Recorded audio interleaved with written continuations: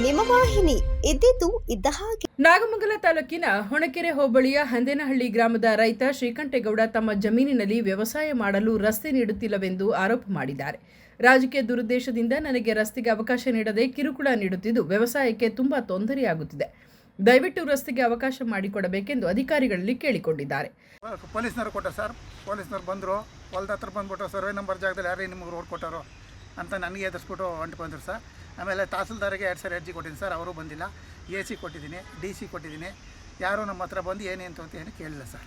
ಸರ್ಕಾರದಿಂದ ಆದೇಶ ಐತೆ ಸರ್, ಆದರೂ ನಮಗೆ ಬಂದು ಅವರು ಇದು ಮಾಡಿಸಿ ನಮಗೆ ದಾರಿ ಬಿಡಿಸ್ಕೊಡ್ತಾ ಇಲ್ಲ ಸರ್. ನಮಗೆ ದಾರಿ ಬೇಕಲ್ಲಿ, ರೋಡು ನಮಗೆ ಗಾಡಿ ಕೆಳಗಡೆ ಗಾಡಿ ಹೋಗ್ಬೇಕು, ತೋಟ ಒಳಕ್ಕೆ ಜಾಗ ಇಲ್ಲ, ಅವಕ್ಕೆಲ್ಲ ರೋಡ್ ಬೇಕು ಸರ್. ನಮಗೆ ನನ್ನ ಹೆಸರು ರಾಜು ಅಂದ್ಬಿಟ್ಟು.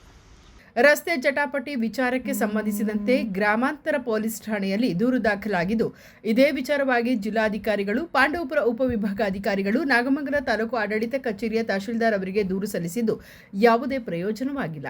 ಸರ್ಕಾರದಿಂದ ರೈತರಿಗೆ ವ್ಯವಸಾಯ ಮಾಡಲು ರಸ್ತೆ ಬಿಡಬೇಕೆಂಬ ಸುತ್ತೋಲೆಯ ಕಾನೂನು ಇದ್ದರೂ ಕೂಡ ನನಗೆ ವ್ಯವಸಾಯಕ್ಕೆ ಅನುಕೂಲ ಮಾಡಿಕೊಡುತ್ತಿಲ್ಲ, ತುಂಬಾ ಕಿರುಕುಳವನ್ನು ನೀಡುತ್ತಿದ್ದಾರೆ ಎಂದು ಹಂದೇನಹಳ್ಳಿ ಗ್ರಾಮದ ರೈತ ಶ್ರೀಕಂಠೇಗೌಡ ಆರೋಪ ಮಾಡಿದ್ದಾರೆ.